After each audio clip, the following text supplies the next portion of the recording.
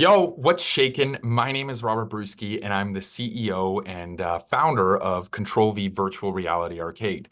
And I want to tell you a bit about the story as to how Control V came to be. And it's a culmination of like a ton of different stuff. So I think the best way to kind of start this is sort of at the beginning, like I don't want to go all the way back to, the day that I was born and all that sort of stuff. But as a kid, I was always involved in something entrepreneurial, whether it was like flipping toys or going out and, collecting raspberries from a local bush and trying to sell them door to door, et cetera, et cetera. Um, and I got my first job in high school as a fitness club attendant. Now, this was only weekends. It was at a hotel, and I was attending to the fitness area of the gym, the pool, the hot tub, all that sort of stuff. And I mean, I enjoyed it, but I saw all these different changes that we could make to improve it, and I was still in high school. So I'm like, okay, I need to sort of move on from this and try to go do something that's a little bit more valuable that I can contribute back to the local community. So I migrated forward and I got a job at what used to be called Radio Shack. Now, this was an awesome job. I worked with all of my friends and, we had all the cool toys and electronics. And one of the great things that this job provided was the ability to earn commission or spiffs. I'm a big guy that always talks about saying, do better. How much should I do? More. When should I stop? More. That was sort of my frame of mind. So I was exposed to this opportunity here within Radio Shack to do things that really kind of pushed my limit. And during this time and applying into university, I was hell bent on trying to get into the business program at the university, but I got into the economics program, which broke my heart because I mean, I just wanted to be in the business program. My high school average was a 93, and the business program required a 95. But in retrospect, looking back on it, I think economics was even better there because I got to learn things about supply and demand and the way the economy works and people work, which I was able to apply to business that I don't think I would have gotten the same thing from a business program. So being in university, my alma mater, Wilfrid Laurier University, again, I was like, I got to do more, got to do better, right? So I was part of the students' union. I got involved in, sports teams, a soccer team. I was campus clubs, like you name it. I started a business association there called The Link, um, and all this while working at Radio Shack. And I kind of said, where's the limit? Let's do more. So I got a second job working at a bank. Now this is sort of where it sort of turns, right? You're working two full-time jobs and being involved in all these things. How do you deal with your studies? Well, I'm very grateful for the gift that I was able to do that. I basically didn't go to class the whole time, and just at night studied for my exams and showed up and wrote them and eventually got my degree. So working at this bank, my hours there sort of increased. I was able to parse away from the Radio Shack job and start working for this bank, just frontline as a teller, because this was sort of where my career was leading me. And I started as a teller, and then I got promoted to the person that kind of works behind the information desk. And then from there, I got promoted to a financial service rep, which would open up checkings accounts and things like that. And from there, I got promoted to a financial advisor, somebody who would issue mortgages and lines of credit and things like that. But for me, it was just like, okay, I need more. Let's keep going. There's this insatiable craving for prosperity and success and just movement forward. And so when I went to the management there, they kind of said, "Listen, you're outstanding and you could do great things here, but these 3 to 4 promotions that you've received have been over the course of a year, maybe a year and a half. That's unheard of in our company. We have to make sure that every person is in each role for a year at least." And so I thought to myself, well, that's not going to be good enough. Let's keep rolling forward with this. So I went around looking for a job here locally, and I found this really unique company that I wouldn't have expected to be located in the city where I'm in. This was a fund administrator. So this company did administrative work, whether it was asset valuation or money in, money outflows reporting for hedge funds. I'm like, all right, well, this is kind of gearing towards the career here. So I get this job there as a fund accountant, having no experience in accounting at all, okay, much less fund accounting. And they flew in a senior executive from the Cayman Islands to help me through this because they also gave me the responsibility of a very, very distressed and difficult hedge fund to do all the accounting on. And there was no accounting software at this time. We were doing this all on Microsoft Excel. So I'm hammering away, I'm doing this sort of stuff, and I'm like, all right, I feel like I'm being successful. Let's talk to management. What's the next step here? So the next step was to go on to the risk and valuation team. Now, I loved this because I was able to value different types of assets, whether they were companies, whether they were real estate or factories or intangible assets, orange juice plants, whatever, any asset that these hedge funds would hold. So I was able to bring in the different calculus and algebra that I had learned throughout university while studying at night and really got a good understanding of the numbers that work behind the valuation of a company. But again, got to keep moving forward. That grit and hustle and grind is what I need. So I went to management again and I said, what's my next step? And they said, well, you've kind of already done everything within this company. So really the next step is just management of any one of the different divisions. And although that was great, you know me, I said, all right, what's next? So I called a recruiter and I said, listen, I would love to work at a hedge fund. I want to be that guy walking around the suspenders, tossing a football that comes up with a great idea and just attacks a Bloomberg terminal and makes this monumental investment.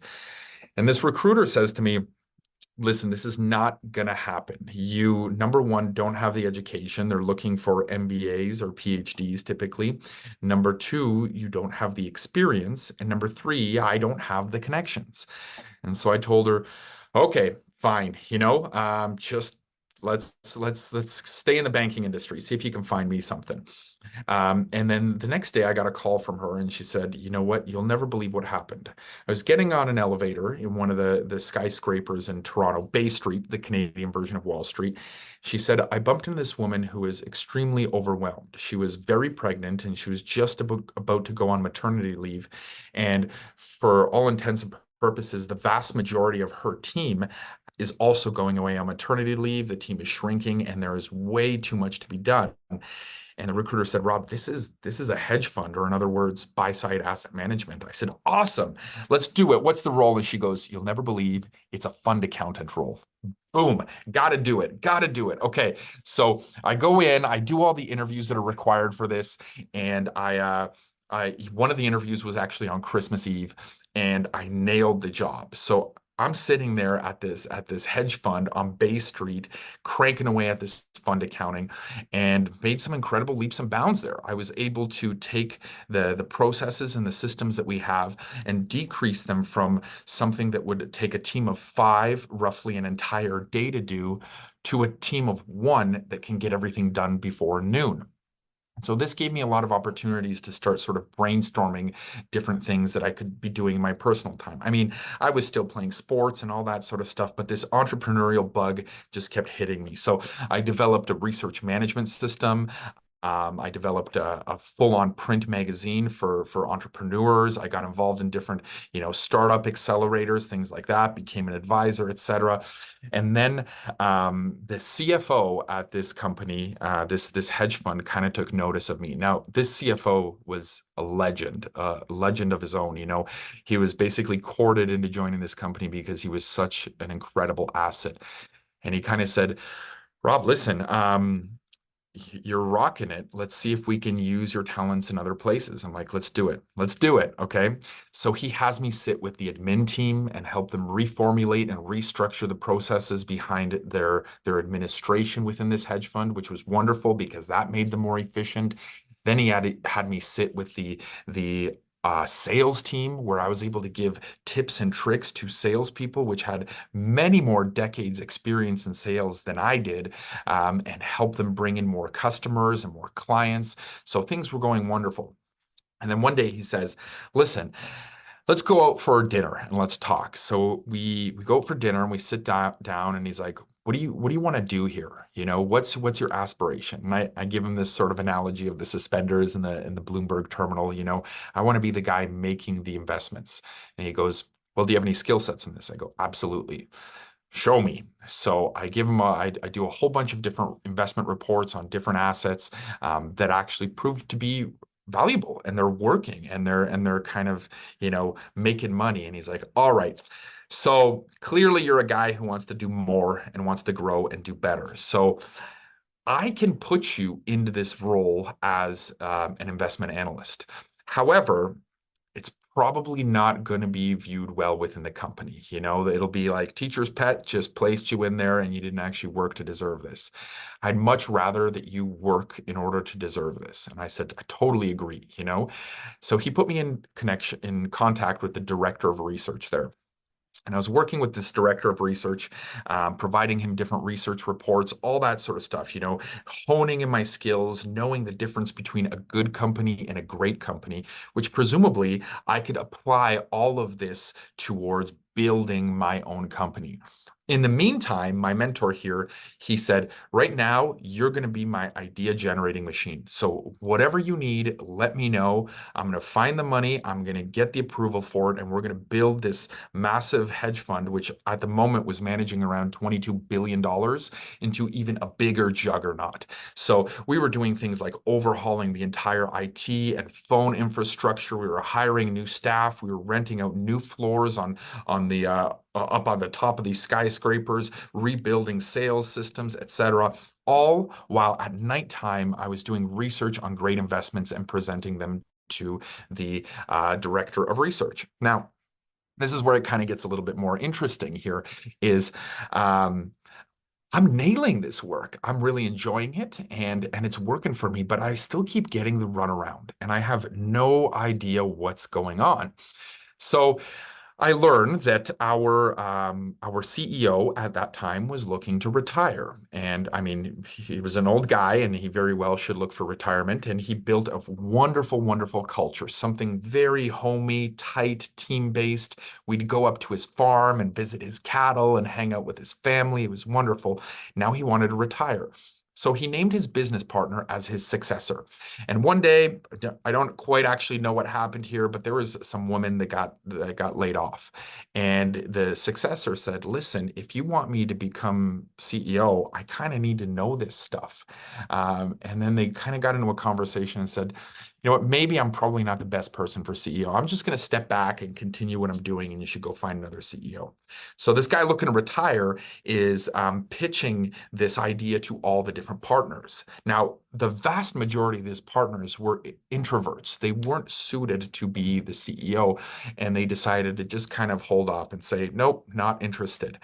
So he rolls around to this director of research that I've been working with, who I mean was extremely young, from most people's opinions, very unqualified. And this director of research said, yeah, I'll do it. But nobody wanted to support him. So eventually, after a series of meetings, the vast majority of the board supported him, except for my mentor. My mentor, who's the industry juggernaut here, says, you know what? I don't think this is a good choice. I'm not dependent on this job. I'm independently wealthy. I'm going to do what's right. You should not be the CEO. So lo and behold, this director of research has become the CEO. Now, all this is happening. I remember I'm getting the runaround in doing this research. And I learned that there's this feud between these two that are going on. So this is the first time I kind of experienced the fact that when you think you have a 9 to 5 job and that franchising is too risky for you, this is the first time I saw that 9 to 5 jobs or working for somebody else isn't actually safer than working for yourself. Working for yourself, the amount of things that have to go wrong in order for you to not be able to fix it is crazy huge compared to what happens at a company. So there's this feud going on, and this new CEO says, all right, Mr. Robert's mentor, I'm keeping names out of this, since you didn't support me, it's time for you to leave. And so he got rid of him. He got rid of his assistants. He got rid of his co-op students. He got rid of his department. He basically overhauled anyone who would have had an allegiance to him, including me.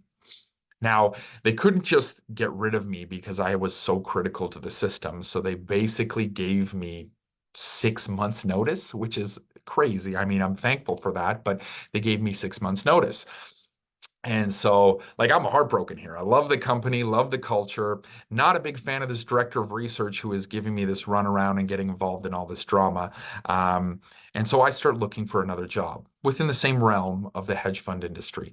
But everyone I speak to, they tell me, okay, this was your previous employer. So either you got canned, which makes us wonder whether we want you, or you left voluntarily, which makes us wonder whether you've got your head on straight, because that's not a company you leave. And it became incredibly difficult for me to find a job. So all this drama goes down, this new CEO takes over, I leave the company. Subsequently, that new CEO turned this wonderful culture into something that was just horrific. What you would see in the Wolf of Wall Street, with lawsuits and all this sort of stuff. So the old CEO had to eventually come back and clean it up. But here I am, kind of, all right, what do I do next? I've got this drive for more and more, and I have this experience of knowing the difference between a good company and a great company. I need to do something with this. And I pop open social media, and an old elementary school friend of mine throws up a survey saying, hey, family, friends, fill out this survey. Let me know what you think. So I fill it out and I'm like, hey man, haven't heard from you in a while. Want to just go out and meet for coffee? He's like, sure. So we go to a local coffee place and I'm like, what is this survey all about? What are you doing here? I mean, what are you doing with your life? And he basically said that he was sitting in a movie theater and playing with the 3D glasses that they had in the movie theater. And when he put one set of glasses over another set of glasses, something changed. Like you saw different things through it. Luckily, the gentleman who invented that form of 3D lived here in our hometown, despite working out of Beverly Hills for the major film studios. And so we reached out to him and he said, listen, guys, this is new and this is patentable. Let's see if we can patent this. And so I turned to my friend. I'm like, listen, you know this tech, I know business. Let's turn this into a business. What we ended up doing was creating a piece of cinema eyewear that was bifocal and allowed you to see uh, different things on the film screen through the different lenses that you would look through. So, for example, you could see parallel storylines, you could see multilingual subtitles, you could even watch a sports game from two different angles, courtside or ref cam or whatever it might be, all at one time with a passive piece of technology that involved no batteries, no electronics, none of that stuff. So we got all these molds made and everything, and we're like, all right, we got to do this. We got to do this. Okay, so who's going to be our customer? Our customer is going to be the film studios, the people who make these movies and provide all the budget for these movies. So let's reach out to them. Now, if you know anything about Hollywood, going from Wall Street, Bay Street into Hollywood, eventually into Silicon Valley, it's really tough to get into the studios. They try to not hear anyone because they try to avoid any types of IP infringement in the chance that they do go down this path in the future. So we go on LinkedIn, we find a few people, we manage to scour their email addresses, and we set up 2 meetings. And we're like, this is it. We get on an airplane and we fly to Los Angeles for 2 weeks. By the time the airplane landed, we had no meetings. They were canceled. The dreams were sort of lost there. And we're like, what do we do? All right, well, we can't just give up. We didn't get this far to just get this far. So we start making some phone calls, and for the most part, these phone calls were kind of like, "Hey, my name is so and so. I'm calling from this company. I'd like to chat with, who's ever involved with your technology." And we quickly got hung up on. So I thought to myself, there's got to be a different way. So we managed to get the phone number for James Cameron's studio, and we called him, and I picked up the phone. I said, "Hello, is Jim there?" And the receptionist on the other side, like most receptionists in Hollywood, are, struggling actresses. They don't want to jeopardize their future. In a little bit of a panic. Yeah. Okay, tell Jim Rob is calling. Okay, what do I tell him? Tell Jim Rob is gonna be there at 2 o'clock tomorrow. Okay, we're coming in for a meeting. Okay, no problem, sir, no problem. We got a meeting. All right. Now we get there, and of course, security becomes wise to this, and we get chased out of James Cameron's studio. But we had a cadence now. So we started doing this with everyone. We did it to Paramount, Universal, Fox, Sony, Disney, Marvel. We did it to the independent studios that are owned by J.J. Abrams, Ben Stiller, Johnny Depp, Leonardo DiCaprio, and just got our foot in the door. We just had to get there.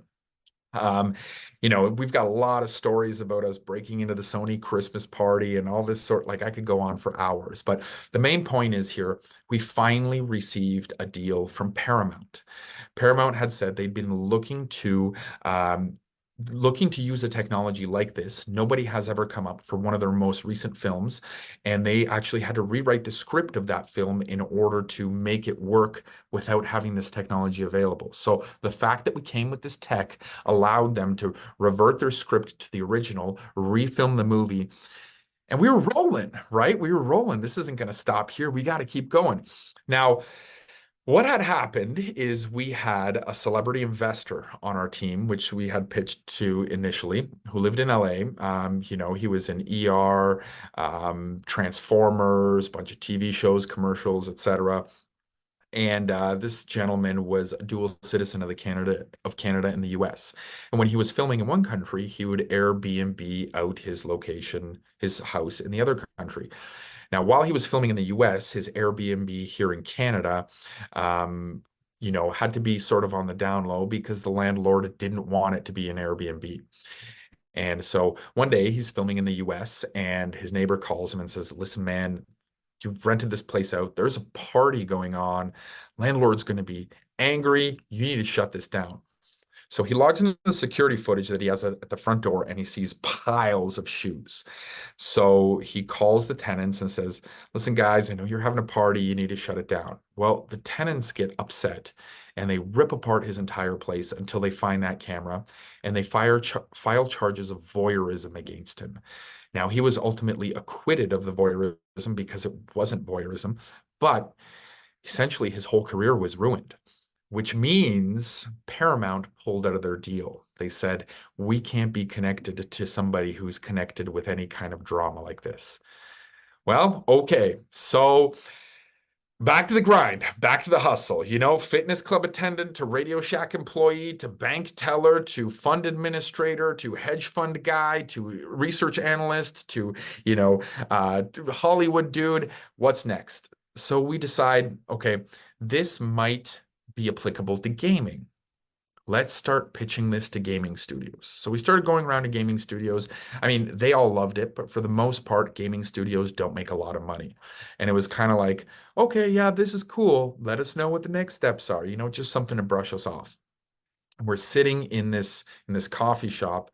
My business partner says, I really love to just go to CES one day, it's a conference I've always wanted to go to. And this year they're releasing virtual reality for like consumer use. This was in 2016. And we kind of sat there and I said, "Hold on, VR. Never tried this. Like, what's it for?" "Well, it's for gaming." "Well, we're working in the gaming space now. Maybe we should try this and test it out and see if there's something about this." So we call the VR manufacturers, we get some pre-ordered or pre-production equipment to test out. We test it out and we're like, okay, this is it. This is just leapfrog our technology. This is going to be the big thing in gaming. And not only gaming, but can you think of all the different applications that can be put through with this? Okay, well, let's make a business, my friend. So we got a loan. We got all of the equipment that we needed. We rented out a facility. Nobody wanted to take a risk on us. The banks, the landlords, they all thought we were out to lunch. And we opened up Control V, the world's first virtual reality arcade. And it was outstanding. On our opening day, we had over 800 people lined up in the sweltering heat of the summer. Um, we hit break even in month one, and we basically hit our profitability maximum by month three. Now, we didn't know if this was a fluke, so we stayed there working in the business for a year, and it didn't seem to subside. So we said, okay, let's sort of back away from this business and, hire some staff to work this, and we're going to think about growth. And so we started thinking about different ways to grow, opening up more corporate locations, et cetera. And then this opportunity around franchising came to us. And we said, okay, this is going to be expensive. This is going to be a lot of work, but it could grow faster. And that's key here when you're, on the bleeding edge of something and you've got a brand new piece of technology. You need to get it out there because, if you're doing something right, you want to be the one that educates the market because if a competitor comes in and does it wrong, they could damage the market for you. So we went down the franchising route, brought on our first franchisee who's now re-signed for a second term. And we grew. We grew across Canada, we grew into the United States as well, and we're still growing. And over the course of Control V, there has been a lot of, struggles. There's also been a lot of incredible successes.